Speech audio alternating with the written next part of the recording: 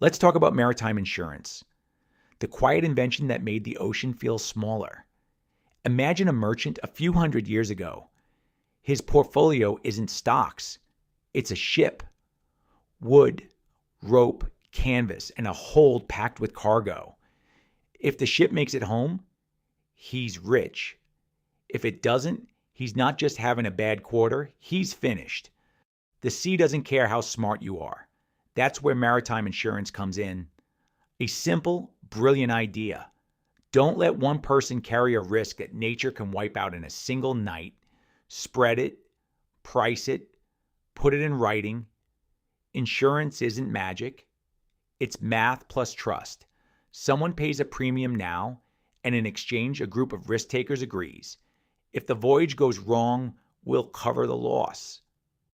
The ship might still sink, but the business doesn't have to. Now, zoom into London's City District.